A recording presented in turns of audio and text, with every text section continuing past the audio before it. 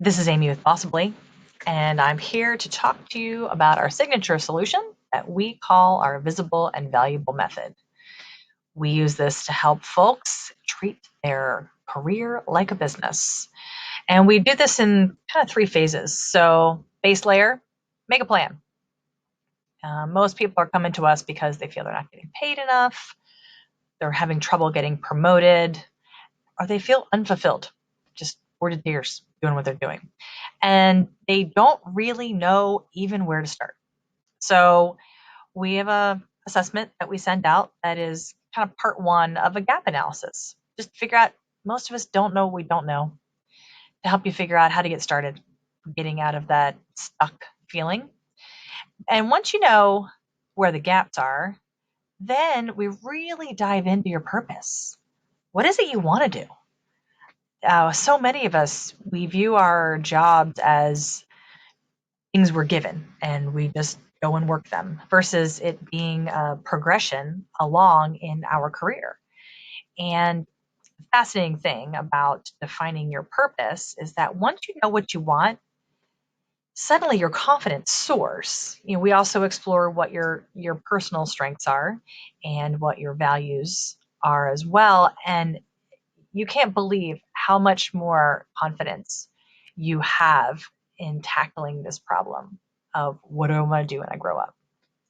So, armed with purpose and confidence and this self assessment of where my gaps are, then we move up to the second layer, the use your power phase.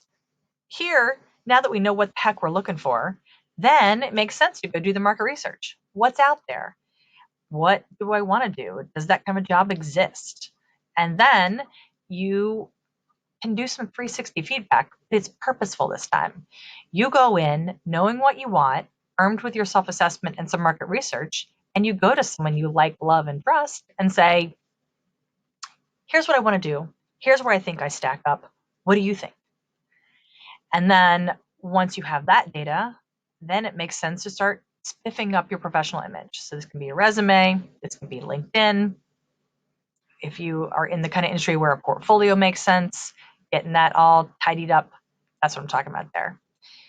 And then we're ready for the top layer. This is about getting promoted or getting the job or whatever your situation. So the negotiation plan, this was a big one. A lot of people are nervous, understandably. But what's cool is with clarity, you then have the confidence and the conviction to go in knowing what you have to have, not just what you're willing to accept, but you go in with these are the must haves and these are the nice to haves, but you go in armed with that knowledge ahead of time. And you're going in armed with 90 days to your key performance indicators. You're walking into a situation saying, all right, I've already thought about me in this role, and here's what I will produce the first 30, 60, 90 days. Can you imagine being on the employer side of that conversation, thinking, man, this person really has done their homework. They really want this job and they've thought through it already. You've already written your onboarding plan. So, this in a nutshell is what we do.